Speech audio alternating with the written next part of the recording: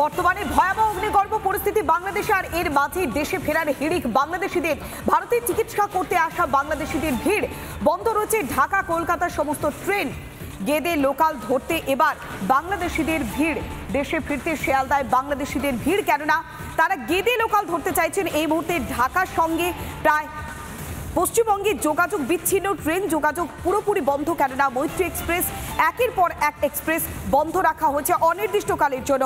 আর এর মাঝেই গেদে পৌঁছানোর জন্য ভিড় করছেন বাংলাদেশিরা। আমরা আরো বিস্তারিত জানবো, সরাসরি রয়েছেন আমাদের প্রতিনিধি পলাশ কান্তি মণ্ডল। পলাশ, এই মুহূর্তে গেদার কি পরিস্থিতি? কেননা আমরা দেখতে পাচ্ছি শিয়ালদাতে প্রচুর পরিমাণে বাংলাদেশিরা ভিড় করছেন তারা গেদে পৌঁছানোর জন্য। তুমি গেদেতে রয়েছো, সেখানকার কি ছবি ধরা পড়ছে? একদমই, যেটা দেখো বর্তমান যেটা পরিস্থিতি হয়ে রয়েছে তাতে কিন্তু বাংলাদেশের সঙ্গে ভারতের যে রেল যোগাযোগ সেটা আপাতত বন্ধ। অর্থাৎ এই গেদের পর্যন্ত কি করছে, যারা বাংলাদেশি মানুষজন তারা শিয়ালদাহ থেকে সোজা চলে আসছে গেদের সীমান্তে। গেদের সীমান্ত থেকে এসে তারা চলে যাচ্ছে বাংলাদেশে। এটা খুব সোজা পথে, কিন্তু এই যে জার্নিটা, এই জার্নিটা কিন্তু সম্পূর্ণ ভীতুর জার্নি, ভয়ের জার্নি। তার কারণ নিজের মাতৃভূমিতে ফিরতে আতঙ্কে গলা কেঁপে উঠছে। একটু আগে ময়ূক যেটা বলছিল যে বাংলাদেশের বিজেপি তারা ওখান থেকে ছেড়ে পালিয়ে যাচ্ছে। সকালবেলায় 6টি থানাতে অস্ত্রাগার লুট হয়েছে। আমি একবারে সরাসরি বাংলাদেশের থেকে ভারতের চিকিৎসা করতে আসা এক মহিলা, তার সঙ্গে একবার জানবো কতটা আতঙ্কে বাড়ি ফেরা। আমরা বুঝতে পারছি না ওখানে কি হচ্ছে। আতঙ্কের মধ্যে আতঙ্কে আছি যে রাস্তায় কি হয় না হয়, এটার জন্য আমরা খুবই আতঙ্কে আছি। অনেকখানি জার্নি আমার, রাজশাহীতে যাব, ইয়ে থেকে দর্শনা থেকে রাজশাহী অনেকখানি দূরে। কিভাবে যাব, কি অবস্থায় পড়বো আমরা বলতে পারছি না আসলে। এখন পরিবারের কারোর সঙ্গে যোগাযোগ হয়েছে, তারা কি পরিস্থিতিতে আছে বা কিভাবে যাবে? হ্যাঁ, আমার আব্বার সঙ্গে কথা হলো। আব্বা বললো টেনশন নেই, চলে আসো, গাড়ি পেলে গাড়ি চলে যাবে, অসুবিধা নেই, এটাই বলছে।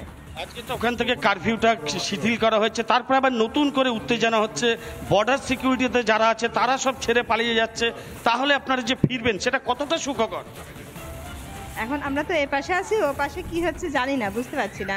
তবে আমি রাজশাহীতে আমার আব্বার সঙ্গে কথা হলো। আব্বা বললেন যে এখন তেমন ঝামেলা নেই, তোমরা চলে আসতে পারবা। কিন্তু আজকে সকাল থেকে পরিস্থিতি আবার উত্তপ্ত হচ্ছে। বারংবার বিভিন্ন রকম বিক্ষিপ্ত যে ঘটনা সেই খবরগুলো ছুটে আসছে। তারপরেও তার যেই দেশের প্রধানমন্ত্রী, তাকে অন্যত্র গা ঢাকা দিতে হয়েছে, সেখানে আপনারা কতটা নিরাপদ? জনসাধারণ তো আসলে নিরাপদ এখন অবশ্য আর্মিতে ইয়ে আছে, এখন কতটা নিরাপদ বলতে পারছি না এখান থেকে আমরা। একদমই, দেখো যেটা বোঝালেন উনি যে ঠিক মতো বাড়ির সঙ্গে যোগাযোগ হচ্ছে না, কারণ বাংলাদেশের ঠিক মতো টেলিফোন যোগাযোগ নেই বা বিভিন্ন নেটওয়ার্ক সমস্যা, যার ফলে এনার আব্বার সঙ্গে অর্থাৎ বাবার সঙ্গে শেষবারের মতো কথা হয়েছে। চিকিৎসা করাতে এসেছিল ভারতবর্ষে এবং এখান থেকে চিকিৎসা করে এই যে আমি গেদের সীমান্তে দাঁড়িয়ে আছি, ঠিক এই যে লেখা আছে বাংলাদেশ যাইবার পথ। এক্সকিউজ মি স্যার, এই যে লেখা আছে বাংলাদেশ যাইবার পথ, অর্থাৎ এইখান দিয়েই কিন্তু প্রত্যেকটা লোককে, ওই যে আমার ভিডিও জার্নালিস্ট কাজল একটু দেখাও, ওই যে দেখো দেখা যাচ্ছে উনি বাংলাদেশের উদ্দেশ্যে যাচ্ছে। অর্থাৎ কিনা প্রত্যেকেই একটা মুখে আতঙ্কের ছাপ নিয়ে, প্রত্যেকের চোখে মুখে আতঙ্কের ছাপ নিয়ে কিন্তু তাদের দেশে ফিরতে হচ্ছে। এই মুহূর্তে বাংলাদেশের যে অগ্নিগর্ভ অবস্থা, আমি আরেকটু বেশি করে দেখাতে বলবো।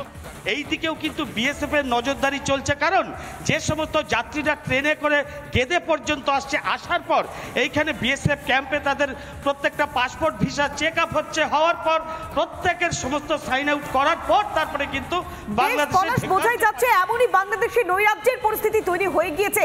তারা নিজেদের দেশে ফিরতে ভয় পাচ্ছেন, আতঙ্কের ছবিটা স্পষ্ট। অনেক ধন্যবাদ। সরাসরি গেদে সীমান্ত থেকে ছিলেন আমাদের প্রতিনিধি পলাশ কান্তি মণ্ডল।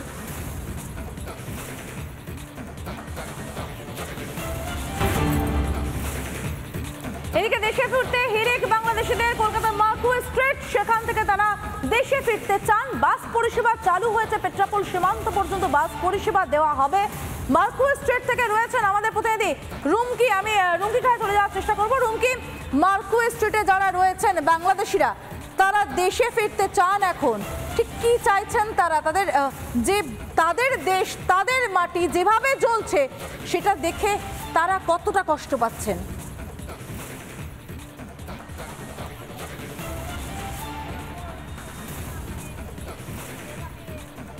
একেবারে সমাজে আমরা কথা বলেছিলাম এখানকার বহু নাগরিক যারা বাংলাদেশের নাগরিক যারা এখানে ছিলেন এবং এই মুহূর্তে তারা তড়িঘড়ি ফেরার চেষ্টা করছেন, তার কারণ যে পরিস্থিতি রয়েছে তা যাতে পরবর্তীকালে আরো খারাপ না হয়, মানে তারা যাতে এখানে আটকে না পড়েন সেই কারণে তারা তড়িঘড়ি ফেরার চেষ্টা করছেন। বহু নাগরিক ইতিমধ্যেই বাংলাদেশের একটি বাস সীমান্তের পেট্রাপোল সীমান্তের একটি বাস বেরিয়ে গিয়েছে, যাদের গন্তব্য কিন্তু ঢাকা, কারোর বা টাঙ্গাইল। এখানে আরো বেশ কয়েকজন রয়েছেন, তাদের সাথে একটু কথা বলে নেওয়ার চেষ্টা করবো। দাদা, আপনি কোথাকার বাসিন্দা? আমি ঢাকা বাংলাদেশ থেকে আসছি।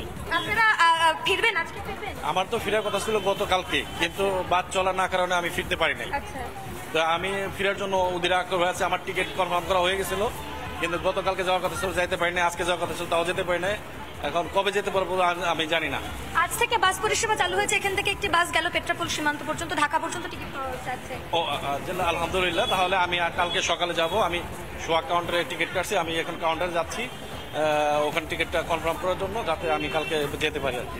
আপনার পরিবারের কি স্থিতি? আপনার পরিবার তো ঢাকায় থাকে। আলহামদুলিল্লাহ, আমাদের পরিবার খুব ভালো আছে, কোনো সমস্যা নাই।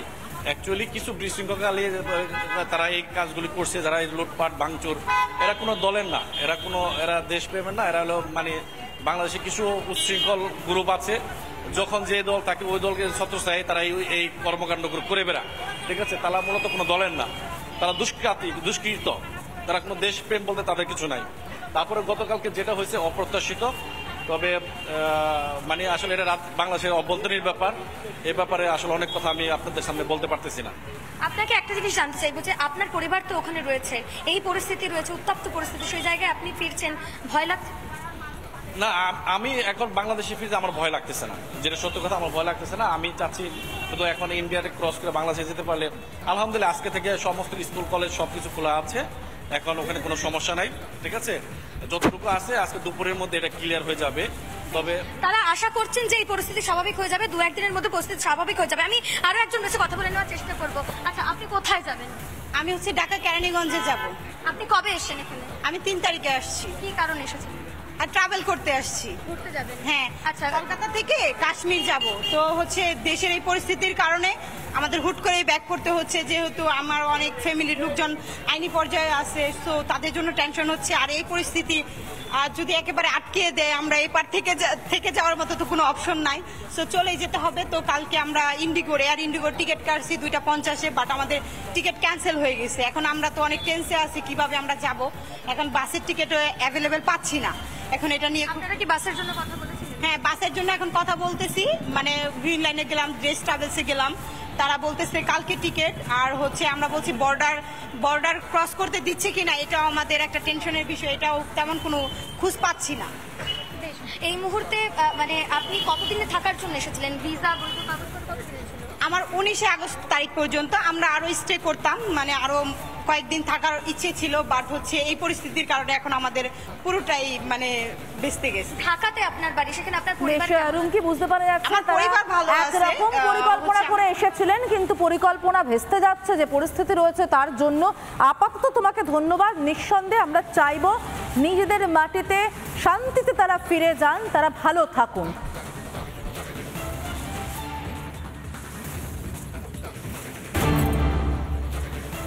শুরুতেই আমরা বাংলাদেশের খবর দিকে নজর রাখছি। এই মুহূর্তে যে ব্রেকিং নিউজের দিকে নজর রাখছি আমরা, বাংলাদেশে এবার সংসদ ভাঙার হুঁশিয়ারি ছাত্র সমন্বয়ের। হাসিনার আমলে নির্বাচিত সংসদকে অস্বীকার করছে ছাত্ররা। দুপুর 3টের মধ্যে এবার সংসদ ভাঙার হুঁশিয়ারি। সংসদ না ভাঙলে কঠোর আন্দোলনের হুঁশিয়ারি দেওয়া হলো। অর্থাৎ একের পর এক যে সমস্ত শিল্প থেকে শুরু করে যে সমস্ত সরকারি ভবন রয়েছে, সমস্ত কিছুকে একের পর এক ভাঙার চেষ্টা করছেন আন্দোলনকারীরা। এবার সেখান থেকে বাদ যাচ্ছে না সংসদও। বাংলাদেশে এবার সংসদ ভাঙার হুঁশিয়ারি দেওয়া হচ্ছে। আর সেই সংসদ ভাঙার হুঁশিয়ারি কাদের? না, ছাত্র সমন্বয়ের। হাসিনার আমলে নির্বাচিত যে সংসদ, সেই সংসদকে অস্বীকার করছে ছাত্ররা। দুপুর 3টের মধ্যে সংসদ ভাঙার হুঁশিয়ারি দেওয়া হয়েছে ছাত্রদের তরফ থেকে। আর সংসদ না ভাঙলে কঠোর আন্দোলনের হুঁশিয়ারি পর্যন্ত দেওয়া হয়েছে তাদের থেকে। গণ অভ্যুত্থানের পরও সেখানে দেখা যাচ্ছে যে এবারে এই সংসদ যে বিলুপ্ত করা হয়নি এবং সেখানে এবার সংসদ বিলুপ্ত করতে চাইছে এই আন্দোলনকারীরা।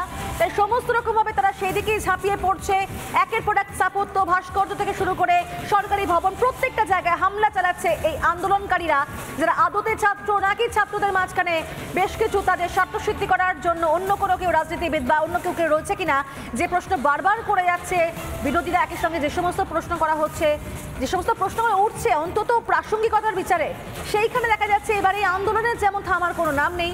একের পর এক জায়গা অরাজকতা চলছে, ধ্বংস চলছে, হামলা চলছে। আরো দেখতে পাচ্ছি যে রাষ্ট্রপতি গতকাল বলেছিলেন যে অনতিবিলম্বে তিনি জাতীয় সংসদ বিলুপ্ত করবেন, কিন্তু আমরা এখনো দেখছি যে একটি অভ্যুত্থানের পরেও এই ফ্যাসিস্ট হাসিনার জাতীয় সংসদ রয়ে গেছে। তাই আমরা ঘোষণা করছি যে আজ দুপুর 3টার মধ্যে এই ফ্যাসিস্ট হাসিনার যে জাতীয় সংসদ, সেই সংসদের বিলুপ্তি ঘোষণা করতে হবে। যদি আজ বিকাল 3টার মধ্যে এই জাতীয় সংসদের বিলুপ্তির ঘোষণা না আসে, তবে আমরা কঠোর কর্মসূচি দিতে বাধ্য থাকব।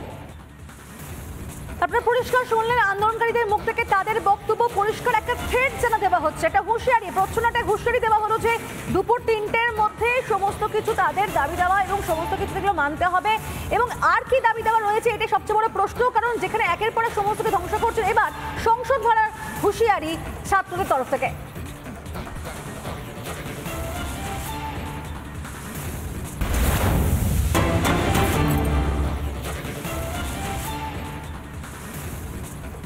আর এই মুহূর্তে আরেকটি গুরুত্বপূর্ণ ব্রেকিং নিউজ আপনাদের সামনে। রাজ্যসভায় সেখানে বক্তব্য রাখবেন বিদেশমন্ত্রী এস জয়শঙ্কর। দুপুর 2:30 নাগাদ বক্তব্য রাখবেন তিনি, আর লোকসভায় 3:30 নাগাদ বক্তব্য রাখবেন বিদেশমন্ত্রী এস জয়শঙ্কর। রাজ্যসভায় বক্তব্য রাখবেন বিদেশমন্ত্রী এস জয়শঙ্কর, একই সঙ্গে লোকসভাতেও বক্তব্য রাখবেন বিদেশমন্ত্রী এস জয়শঙ্কর। দুপুর 2:30 নাগাদ রাজ্যসভায় বক্তব্য রাখবেন এবং লোকসভায় 3:30 নাগাদ বক্তব্য রাখবেন এস জয়শঙ্কর, যেখানে বাংলাদেশের পরিস্থিতি নিয়ে উদ্বিগ্ন এদেশ, সমস্ত রকম সাহায্যের আশ্বাস দেওয়া হয়েছে। ঠিক সেই জায়গা থেকে দেখা যাচ্ছে একের পর এক বৈঠক, সকালবেলায় সর্বদলীয় বৈঠক হলো এবং সেই বৈঠক থেকে একাধিক সিদ্ধান্ত সামনে আসে এবং তারপর এই খবর পাওয়া যাচ্ছে যেখানে আজই রাজ্যসভায় বক্তব্য রাখবেন বিদেশমন্ত্রী এস জয়শঙ্কর। আমরা দেখেছিলাম প্রধানমন্ত্রী নরেন্দ্র মোদী তার কাছ থেকে সমস্ত রকম ইনফরমেশন, তথ্য নিয়েছিলেন বাংলাদেশ সম্পর্কিত। আর ঠিক সেই জায়গায় এবার জানা যাচ্ছে যে আজকে দুপুর 2:30-তে রাজ্যসভায় বক্তব্য রাখবেন বিদেশমন্ত্রী এস জয়শঙ্কর এবং সেই বক্তব্যে কি উঠে আসে, কোন কোন প্রসঙ্গ উঠে আসে, ভারতের অবস্থান ঠিক কোন জায়গায় রয়েছে বাংলাদেশ নিয়ে, অবশ্যই সেদিকে নজর থাকবে। একদিকে রাজ্যসভায়, অন্যদিকে লোকসভায় বক্তব্য রাখবেন বিদেশমন্ত্রী।